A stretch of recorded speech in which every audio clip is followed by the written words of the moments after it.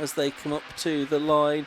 So Morella's gone right across to the right-hand side of the circuit, which I'm not sure he should have done. Anyway, red lights have gone out. Race gets underway, and it's Morella that's got the lead of the race. But for how long? Because Charles Hall from row 4 of the grid sweeps into the lead of the race by Redgate Corner. Now, there was 2 cars missing ahead of him, but still from 6th to 1st into the first corner is a good effort. And a spin and contact. Quite a bit of contact, I'm afraid. It's the 19 car that's been badly graunched. That's James Keyville, but there's 3 cars stationary there. Mark Grayson is one, is Andrew Hurst the other, possibly, in the 29 car. And there's another one damaged as well. Is that Miles Drew? Not good, is it? So we've had 2 incidents at Redgate on lap 1, and possibly cold tyres that caught that first driver out and then come back across the circuit. So we're going to have a number of cars for the pit lane. Red flag. Now red flag. Yes, there's several cars there that are going to need recovery. So a quick decision being taken by the officials to bring a halt to that race. It's not going to be the work of a moment to clear some of those cars up either. Good to see I'm afraid. James Keeble out of his car because he's got hit at he had a bit of a whack there to his car. I think it was him that started spinning initially, wasn't it? So this could be a problem for Shane Stoney. Yes, well, he's going to have to presumably head down the pit lane again. He'll have to try and start from the pit lane again. I think you're probably right. But yes, it's not what he would have wanted with no clutch on his car, the Radical PR6. I think there's a lot of damaged cars in that, wasn't there? Because it wasn't just one car that came into contact, I don't think. No, we're getting a scenic shot here, and I don't think it's just to look at the view. I'm wondering if it is looking a bit cloudier again over sort of that Melbourne end of the circuit, and whether there might be some more rain coming in. It looks okay in that direction. Perhaps we will get a tyre change. Yeah. I wonder if we might see a shower of rain before the end of this day's racing is out. But it looks like the Andrew Hurst car managed to escape the scene in the end. Okay, it's Mark Grayson who's also out of his car. Yeah, and again, quite a bit of damage to the front of that. Not as heavy, I don't think, as it was to James Keyville. I think we might be able to have a look at a replay of the incident. Now we know both drivers out of their car. So Keyville's on the inside of Headlam in the white car, and looped around, didn't it? That wasn't the problem. It was that it came, then snapped back across the circuit, and hit a number of cars. Yeah, I mean, there was initial contact before the heavier contact with Grayson, and you saw Miles Drew in the orange car going right off onto the gravel trap on the outside. A couple of other cars also having to take evasive action, including Shane Stoney. He had to go through the gravel trap as well, didn't he? Because, of course, he was right at the back of the field. But it looks like, both drivers are okay. They'll have a trip in the medical car back to the medical centre, and they'll be checked over as they are with any kind of contact injury. There's a large clod of turf. Well, it's not a brush you need for that. Crikey, you need a wheelbarrow. Is that what come out of Philip Brown's car? It might have. From the green flag. Might well have done, yeah. Anyway, Marshall doing his best to do some guarding down there and clear the track of grass and other debris that's been left on the circuit. But yeah, those 2 drivers, they'll get checked out in the medical centre. Visually they looked okay, but they'll be checked to make sure there's nothing more serious today. And it was one of those things. Neither of those drivers was particularly at fault. It was a moment for Keyville. He lost it on his own by the looks of it, and Grayson was an innocent passenger, really. There's lots of comments on the live stream, including asking why there's so much motor racing going on Monday in the UK, and that's because it's Easter Monday here, which is a public bank holiday, and traditionally for so many years there's been a day of motor racing. It's more over the back. And traditionally you probably had even more racing going back to the 1970s, where you'd have quite a lot of championships racing somewhere, generally Snetterton on Friday, and then going to Brands Hatch or something like that on Monday, or Alton Park as well. You probably saw as well Andy Kitson's post about the Snetterton Good Friday meetings on Facebook the other day. Yeah, but with international sports car racing, something that Snetterton hasn't had for quite some time, it's fair to say, but that tradition continues with club racing. There's lots of racing on in Britain. There's still more of that turf in Philip Brown's car. But tradition continues in the UK with lots of racing. The British GT Championship, obviously, at at Dalton Park today, which has been a long-standing date. Yes. And this, for 750 Motor Club, has been a long-standing Easter Monday It's meeting a bit of a now. modern tradition, yeah, that we'll have an Easter Monday meeting at Donington Park, the 750 Motor Club. So Philip Brown being pushed down the pit lane. I suspect he'll be charged by the circuit owners before he leaves with the amount of turf he's trying to take home with him, because he could go quite a long way in his garden with that, I would think. Well, if we thought there were gaps before on Yeah. this grid, there's even more now. No, and the other thing is, will we get a reduced race distance? I think we were slightly ahead of time when we started that race, You were. so we're not doing terribly for time, but nevertheless, it's going to take a little while to clear that up. I mean, I think we had Brown turned his engine off. Hopefully it hasn't overheated, yeah, but it may have done. yeah, a bit of work for the team to do to get that race ready again. I mean, hopefully, compared to some of the others who've had some serious damage in the race, they've hopefully got off lightly, assuming there's no engine overheating there. Now, did Shane Stoney come into the pit lane, do we know? Whether we can get a shot of the pit lane on, thanks to our Alpha Live team. I'm sure we will do shortly to see if Shane Stoney is in the pits to do the same as he did before. You would expect that's where he would end up. I mean, of course, he did have that trip through the gravel trap as well, so it might be that, There he is. notwithstanding that, they'd want to give the car a little bit of attention to get the gravel out of the car. I mean, Shane still is in the car, isn't he? So that bodes well. It's not as if he's got out thinking, yeah, that's game over. Thanks to our camera operator up at Redgate and our Alpha Live production team just down the hallway for showing the pit lane. We've got 3 cars in there. It's that Miles Drew who's out of his car. Philip Brown's having all the grass and turf and goodness knows what else taken out. And then Shane Stoney's just there waiting, wishing he had a clutch to use. I wonder if Miles Drew is going to be able to get back into his car and back out into the race. So it's a great show because he is a local driver and was a non-finisher in race 1. Had that moment where the car ended up against the wall on the exit of the Robert chicane. But I'd hope that he might be able to get back out again. Otherwise, we do have quite a decimated grid here. It's very unusual to have an incident like this in Bikesports. It's very unusual to have a safety car or anything like that. Usually very high driving standards. That's just an unfortunate incident that happened at Redgate Corner. It's not the warmest of days here at Donington Park. It's a cold circuit. It's been damp. It's just drying off. And at that moment, all it takes is the smallest of areas for one driver, and then it turns into a much bigger incident. We kind of got away with it in the first race, didn't we, when Andrew Fido had that moment. That could easily have turned into something similar to that. It's just unfortunate there was more than one collision, but one major collision as a result of that. Radical Bikesports Championship, so backed by Radical Motorsport this year. It's great that they're seeing this as a home for their sort of non-current models. It's a 5-meeting championship, so a relatively short championship, 5 double headers. Silverstone on May the 19th, the National Circuit, or May the 18th, beg your pardon, is the venue for the next round of the championship. Then Anglesey on the 6th of July.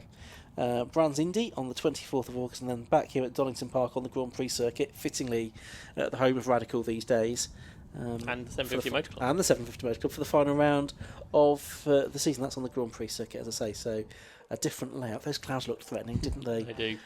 Didn't they, Josh? And feeling in a way that there is this association between Radical and the 750 Motor Club and the Bikesports Championship again, because of course it was with the 750 Motor Club that Radical made their first tentative steps into racing in the Hyde and Abbott days with the Radical Club Sports in the late 1990s being launched, and since then it's become a huge international manufacturer with hundreds and hundreds of chassis having been manufactured over the years, based in Cambridgeshire for a long time. I think all the cars that were in the pit lane have made their way to the end to join the green flag lap when that can happen. So hopefully we'll get the majority of cars out onto the circuit for what could be an interesting race, which could just be a race that features tyre changes. Yeah, I mean, we keep getting these shots of the sky, don't we? From our commentary box at the moment, we can see blue sky mostly, but over to the left I can see some grey cloud edging in a slightly ominous fashion. So 2 cars are at the end of the pit lane. Shane said he's not there yet, but I suspect he'll join when he's good and ready. Yeah, I think they're far enough back so they can give it a push start to get it going, and then presumably once it's going, the car is okay. But it's been sort of a dramatic time since the end of the race for Shane Stoney, end of race 1. Obviously not repairable at the circuit. No, as I say, plenty of time before the next meeting because there are fairly long gaps in the calendar between each of the rounds. Just hearing from Secretary of the meeting, Nick Emerson, that this is going to be a 20-minute race.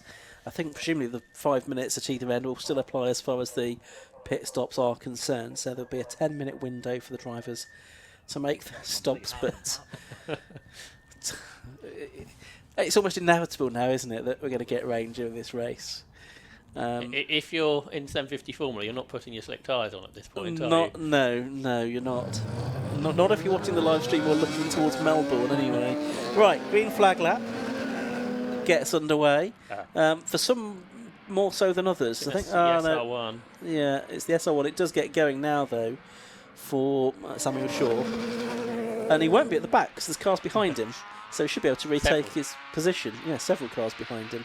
So he should be able to retake his position okay. I don't think Shane Stoney's the only one who needs a push start here.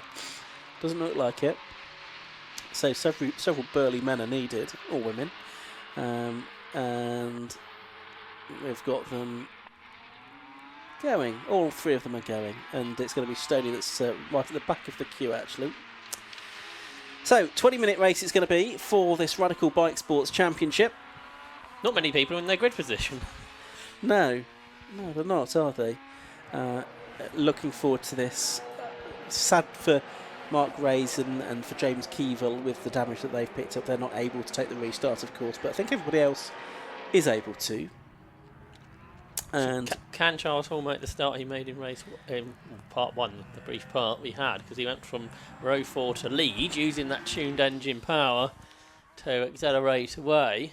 Well, he's got 1 less car now, so he's only got 4 cars in front of him now, hasn't he?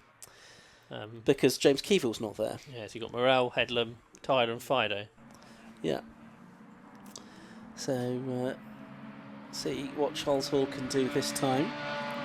Up at Coppice they are. What are we now? 5:26. This race was due off at 5:10, so we have lost a little bit of time. We're running ahead of schedule for a lot of the day. But that incident there has just set us back a little bit. But fortunately, having changed the clocks yesterday, we've got plenty of daylight still to play with here at Donington Park today, assuming it doesn't get biblically dark as the rain shower comes in. So, they're all weaving to get heat into their slick tyres on a not that warm April day, as Josh mentioned. Now, where's Morel going to go? Because he wasn't really in his grid boxes, was he, for the start of the original race? I think he was trying to keep Headlam behind him, wasn't he? He's looking to be a bit further over to the left this time. I think someone's had a word. Yeah, so up to the line they come. Lights go out and away we go, and it's Leon Morel that's going to lead this time. Charles Hall, nothing like as good a start, although now he does sweep to the outside of Peter Tyler, uses a bit of the pit lane exit, and he's going to get to level pegging second with Daniel Headlam, but he's off over the curb on the exit of the corner, so I think he's only going to make it, oh no, he has made it to P2 as they go through Hollywood, and the cars from the pit lane have already set off, and Shane Stoney's already made up 4 places somehow. Yeah, because they did start from the back of the grid, I think, as Hall takes the lead.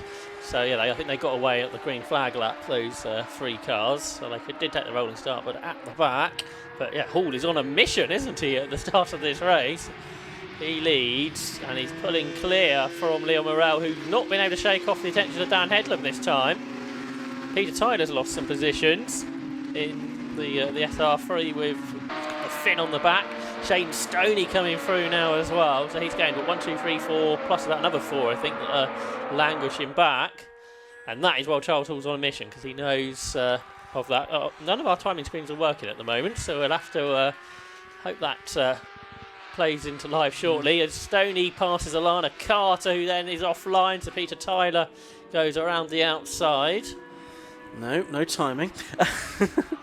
So it is Charles Hall that is leading. There is Stephen Larkham who loses the position to Shane Stoney. The 2 PR6s there doing battle down the order. So Shane Stoney has made excellent progress here from the back of the field. The next guy he's going to try and pick off is that of Andrew Fido, isn't it, who spun at the start of race 1. He's there in the number 12 car, which is the SR3 RS, and he swoops through there at the old hairpin.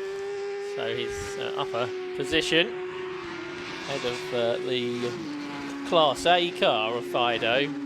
Unusually, an SR3 in Class A. Majority of them are B machines, so the production engines only bouncing over the curves on lap 2. He's 4th, isn't he, behind Headlam. Then Morale has just pulled a little bit clear then now of the XF4 racer, or the ADR of Wrigglesworth has not even made it as far as it did in race 1. It's in the pits. No, right. I think the leaders coming through now. Somebody's not. Is that Fido? It's Fido, but Morale's leading, but he's got Shane Stoney. Hall's leading, is he not? Sorry, Hall's leading. It's Morale with Stoney right behind him. They're in second place. I was confused by the time we just sort of half kicked into life. But it's now Stoney that's gone past him. So Stoney up to second place overall from the back, but Morale, of course, still leading in Class B for the production engine cars. Class A is for the tuned engined cars, all with bike engines, of course, mostly 1500s, a few 1340s, and a couple of 1000cc Gixxers as well. And tyre school up at McLean's there as Shane Stoney is pushing on to chase after Charles Hall. And there you can see Hall in the background of shot. Now Hall and Stoney seem much quicker than Morale, which wasn't really the case last year. Morale was normally there or thereabouts with Charles Hall. And we have some lap times now. Charles Hall's done a 106.7. And Stoney's gone quicker, 105.5. New lap record for Shane Stoney, 105.526, 3/10 of a second underneath Scott Mittell's record from last April. Impressive effort from Shane to get that lap record so quickly, and from the back of the grid as well with no clutch. So Hall is going to be chased here. So the Mittell MC41R being chased by the Radical PR6, the older car for Stoney. Charles Hall, a very experienced driver in his own right. Single-seater racer, finished second in Formula Vauxhall back in 1998. Shane Stoney wasn't born then, was he? Well, he would have been. He was a toddler. A toddler at that point. It's not that much of an age difference between them. After a good few years, but not that much. Philip Brown, who started from the back, he's up to 8th and on par with Leo Morel's pace in another Class B car. Yeah. Now, did Stoney make a mistake there through the chicane? No, he's just gone faster. So he's at the aim shot fastest lap of the race, a 1 minute 5.401, gap down to 3 seconds. Yeah, it is. There's Morel in third place, leading Class B. Daniel Headlam, the 55, still in fourth place. Doug Carter looking like might have just had a moment there. He's dropped behind Philip Brown now, down to 8th place. He's gone. So Brown in the 11 car, that time through to the 109.895, which was 1.7 seconds slower than Morel. 15 minutes to go. Haven't had confirmation of the pit window opening, but it may have done. There's the Northern Irishman Stephen Larkham, who's 5th, going well, just ahead of Peter Tyler. And then there's Philip Brown recovering from his grassy moment on the green flag lap of the initial race. But Peter Tyler putting pressure on Stephen Larkham here. Tyler, the 64-year-old from Brighton. And the pit window is open, which we thought it might have been. Tyler in this 2023 built Radical SR3 XXR. Started racing a decade ago, chasing after Stephen Larkham, who's much newer to racing. The 42-year-old former Irish road sports racer. And then Philip Brown has caught them, so we've got a three-way battle for 5th. And Liam Morel is into the pit, so he is the first of the drivers to make the pit stop. He's done that from 3rd position in the Class B lead. He is going to have to make a 36-second stop. 30 seconds mandatory, 6 seconds for his penalty from the previous race, which he finished 3rd, so that's 6 seconds extra penalty against. It does give the team the chance to check the pressures in that, though, while while the cars are in the pits, of course. So Woody there, time in the pit stop, long time Radical mechanic. He was number 1 engineer, I think, on Roger Bromley's car when he won the Radical Championship a decade or so ago. We're watching the battle for what is now 4th position with those pit stops, and Philip Brown looking up the inside at Coppet, which I think was particularly an overtaking opportunity. This clutch issue, of course, is going to be a problem in the pit stop as well, isn't it? I didn't think of that for Stoney. So Charles Hall's got a real opportunity here, and Stoney's in the pits. So Shane Stoney is making his pit stop. Yeah, and he's got to have a 40-second stop, of course. So he's got the longest stop of anybody, and he's got that issue with the clutch to contend with. So when this car gets going, I think it'd be interesting to see what happens. Yeah, it might need a bit of outside assistance to get going. Brown passes Tyler for what is 4th position now in the race, I think, with Stoney in the pits. So Philip Brown is on a charge, going well. Ian Charles has gone into the pits as well, number 24 from 10th place. Yeah, so he's made his stop by the looks of things. Yeah, Morel is back out, isn't he? And I can tell you, Morel's pit stop from pit in to pit out was about 58 seconds. Oh, Brown up the inside of Larkham, that was pretty aggressive. It was. Larkham, didn't have much choice but to get out of the way there, I don't think. Brown was coming through, come what may, and he's trying to make up as many places as he can. Stoney pit in to pit out 59 seconds. So it was 58 and 59, those two. Oh, but there's in theory 4 seconds between them in the amount of times they needed to spend stationary. So Stoney didn't really lose anything, assuming that the pit stop was the time it should have been. There's the 29 car, which is Andrew Hurst coming through in his RSX. He's into the pits now from 15th place. Ilana Carter's in too. Josh Smith carrying out semaphore there to encourage one of his many team members into the pit lane. Charles Hall still going, lapping in the 1.6s. He's 20 seconds ahead of Daniel Headlam, who also yet to pit. And Philip Brown is now 3rd, ahead of Stephen Larkham, who you can see on your screen now, who is battling with Peter Tyler. 11 minutes to go. The pit lane will be open until 5 minutes to go, so there's still probably about 5 laps on which you can serve your pit stop if you wanted to get it fine. Charles Hall in, the race leader, into the pit lane in 77. So perhaps we're going to get away with this weather as well. We've still got half the race to go, but people aren't leaving their pit stop late just in case of a tyre change.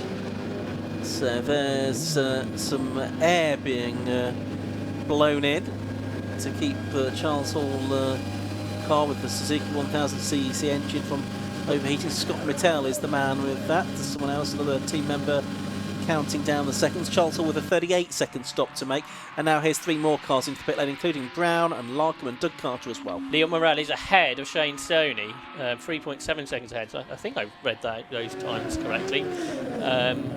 Lots of steam coming off the brakes of the Philip Brown car, which was the car that we wondered if it might be overheating, because I think they just check in. Yeah, looks like they might try and get the bodywork off that. Here's Charles Hall back out into the race. And 56 seconds, I think. Okay. To pit out. Okay, so that was a couple of seconds quicker than Stoney, which is right, given that he was had 2 seconds less to stop, so that's probably about what you'd expect. So the car on track there is the 18 car, Samuel Shaw in the SR1, and he... Oh my word. 3 cars exit the pit lane all at once. Well, they all came in together, so what did you think was going to happen? The 18 car Samuel Shaw, he's up to 8th place now, but yet to serve his pit stop. It's Daniel Headlam leading now, and Peter Tyler, I think, up to 2nd effectively. Yes, he's just come through now to complete his 9th lap as things stand. And there is the 2 car, Ross Board, the newcomer. He's into the pits from 12th place. Enough time to show off the Alpha Live TV cameras as well. And he's shortly going to be heading back out into the race in his XXR, another new build car. Doing his own countdown there as well.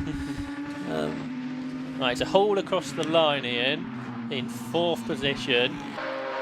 And Morel and Stoney yet to come across the line, I think. Yeah, I think you're right. I think he's the fastest of the stoppers. Yeah, Stoney's just come through now, hasn't he? So he's got back ahead of Liam Morrell. There they are on the screen. So 16 seconds. Not quite sure how that's happened. Well, it's 20 seconds, isn't it, between Hall and Stoney? Let me check this time. There is Shane Stoney then. So he is 6th in the classification at the moment, but 2nd of the stoppers behind Charles Hall. I got my seconds wrong by 10. Okay. So Shane Stoney's pit stop was what did I say? 69 seconds rather than 59. So it was a lot longer stop, so that makes more sense. It does, because that all sort of adds up now to the kind of gap that we've got. But Stoney has been the fastest man in this race, a 105.401. Hall's best lap, a 10. Well, it's now 105.479 because he's just gone within a tenth of the best lap of the race. Charles Hall now is out of the pits. Charles Hall increasing his pace. Peter Tyler there, who's coming from 2nd position into the pits. So we've got 2.5 minutes left in which drivers can make their stops. Dan Headlam and Miles Drew have both yet to make that decision. A new best lap from Shane Stoney, a 105.146, but it's only 3 tenths quicker than Charles Hall. But it is another lap record, of course, for the championship. Yeah. In Class B, Morrell has eaten the best lap of the race at 108.121. Phil Brown is quicker. 107.8. Yes, he is on that last lap, yeah. So maybe ruined that spin he had on the green flag lap, really. Yeah, he could have had a win, couldn't he, in Class B today? Morrell is a long way off the Class B record, which is held by Joe Stables in the 6s. Yeah, I'm wondering if it was a decision on tyres or setup, maybe. But maybe they sort of had half a mind on the fact that it might become a wet race, and therefore they set the car up in a slightly different way, just in case of that eventuality. So it might yet happen. There's 6.5 minutes to go. Dan Headlam and Miles Drew in the pit, so they are our last 2 cars to stop. So here is Morrell. He started the lap 8 seconds ahead of Phil Brown. It's another fastest lap for Stoney, who was 1.6 seconds quicker than Charles Hall on that lap, but he is 28 seconds behind. No, he wasn't. He was 18. I'm getting my units mixed up. He's 18 seconds behind. That's still a long way, though, isn't it, to catch? And there's Miles Drew. It was good that he was able to get back out into the race after the involvement in the first lap schmozzle. Oh, Andrew Fido's had another moment. It looks like he's been off onto the grass as well and done a bit of Phil Browning because he's collected quite a lot of grass as well. There's Morrell. Well, I think Dan Headlam came out behind him, did he? From the pit stops. But not that far behind. And then, of course, he's got to get back up to speed. At the end of this lap, we'll get confirmation of all these. Oh, Charles Hall's got a problem. Has he got a suspension failure or a puncture? Right rear. Something is wrong on that car, on the Mattel MC41R. It's going to be the wrong side of our cameras, of course, which are on the inside. But is he going to drive straight into the garage, or straight into Parc Ferme? What was he saying about Donington Park being his bogey circuit? It's lived up to that. Marshall just trying to have a look as we are to see exactly what the issue is. Now he's pulled up. We might get a chance of... it's a buckled wheel, is it? Yeah, there's damage to the rim, isn't there?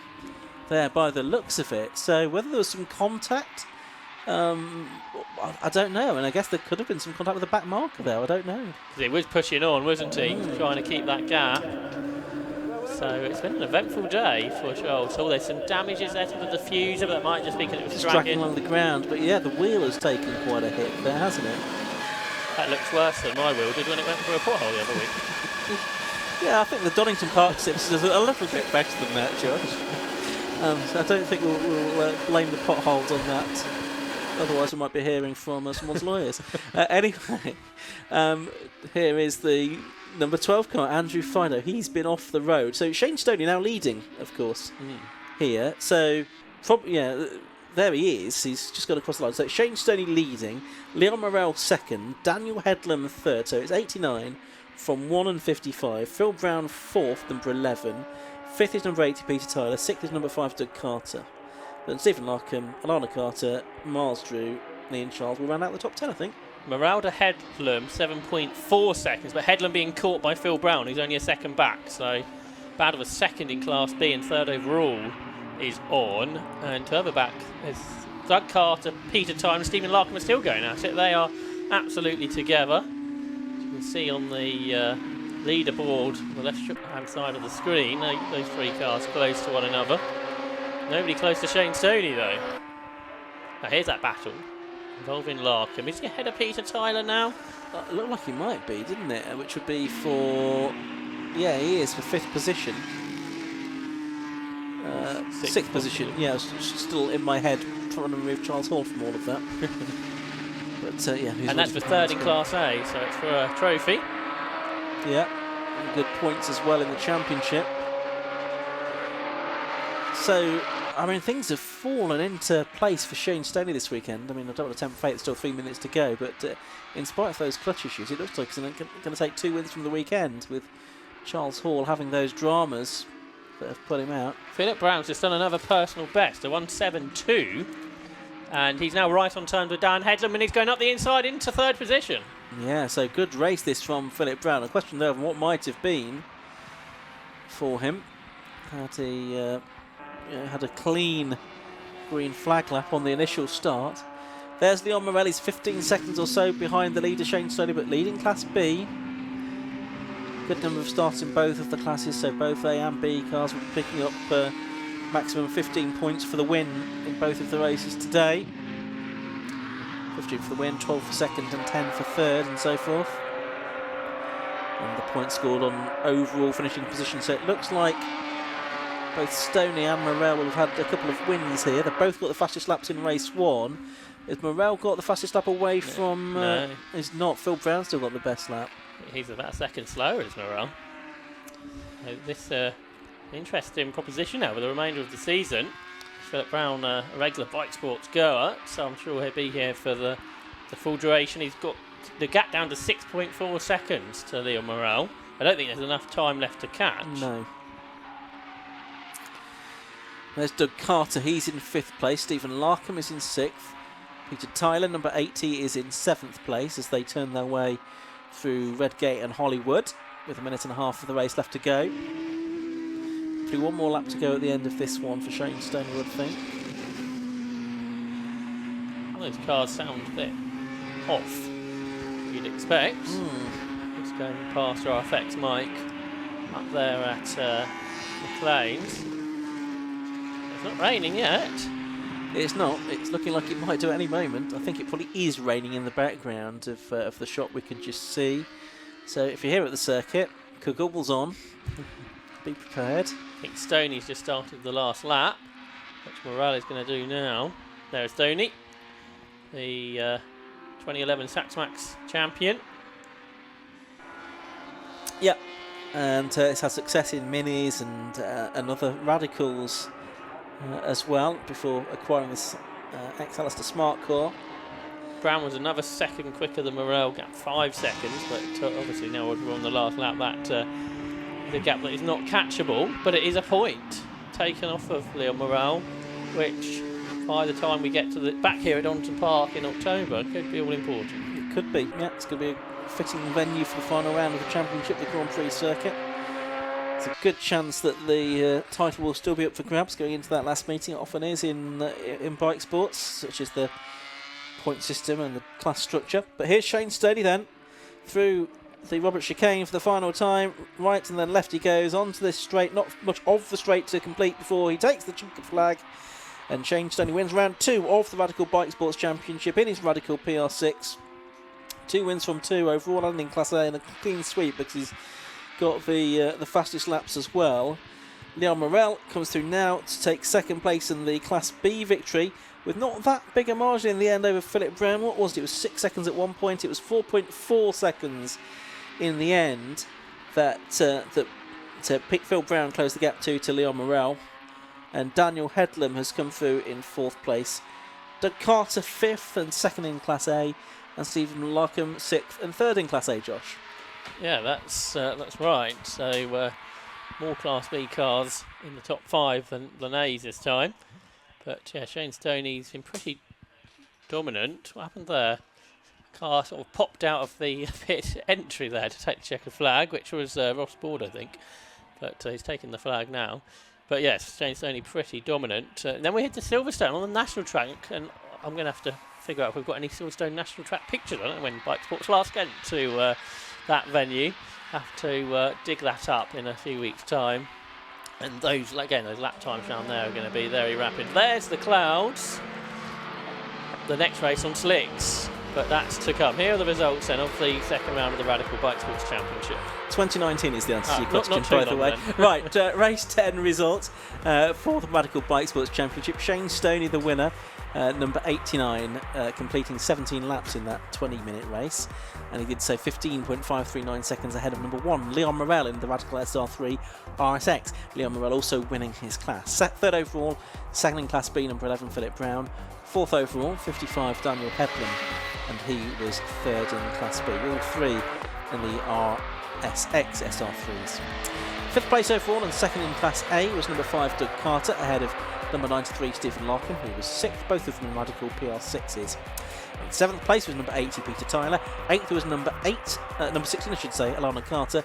Ninth, number 17, Miles Drew, and Ian Charles, number 24, rounded out the top 10, ahead of Samuel Shaw, Andrew Fido, Ross Broad, and Andrew Hurst, with no other finishers because Charles Hall and Alistair Wigglesworth were retirements, and of course we lost a couple before the red flag as well. So Bikesports, as Josh says, next in action on the Silverstone National Circuit in the middle of May. Yes, they were last there in 2019 by the looks of it, and Josh Smith actually has the lap record around there, 55.43, 106.55 miles an hour. So that'd be quite spectacular on the Silverstone National Circuit.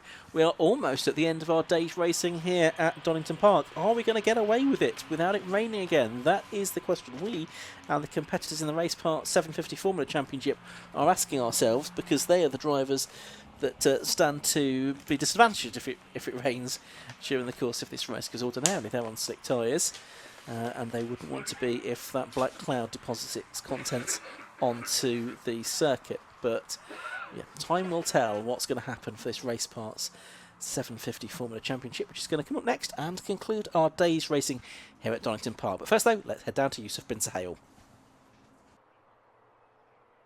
I'm here with our Radical Bikesports race winner, two-time race winner as well, Shane Stoney. Shane, that looked absolutely manic. Yeah, I mean, first things first, I had to start from the pit lane. I had no clutch. Well, I had half a clutch, but so we couldn't go on the dummy grid and stop because we might not have got going again. So we were like, well, we'll start from the pit lane. We'll definitely get going. And then obviously all the carnage in turn one, so I ended up going through the gravel trap. And then we had to come back into the pits to do another start from the pit lane again. And then, yeah, so then managed to sort of get a half-decent start, got into second, was just starting to catch Charles in front, and then the engine started overheating. So then I was like having to lift and coast and back, and then the pit window came open, so I immediately dived straight in. And so managed to get in and got adjusted the tape on the used tape to keep these cool. Managed to do that, and then went back out and they started having fuel surge. So I spent the whole race managing a problem of some kind, and so yeah, to ended up when I came around and saw the P1 on the pit board, I was quite surprised, to be honest. So yeah, I was not expecting much from this race. Well, 2 race wins. The car seems to be good. I know you had a few questions at the start of the weekend. So yeah, congrats and best of luck for the rest of the season. Yeah, thank you very much. Thank you as well to my dad and Will as well, because we had quite a lot of things to try and fix between the 2 races, and we managed to do it. So yeah, and it's starting to rain as well. It is, and unfortunately we can't interview our others because we don't have a green flag lap, I don't think, for the next race. It's also starting to rain, so with that we have to throw to an ad break. Apologies to our second and third place finishers of Leon Morel and Phil Brown. Massive congrats to them, but we're going to throw to a quick ad break, and then our final race of the day in the rain is coming up.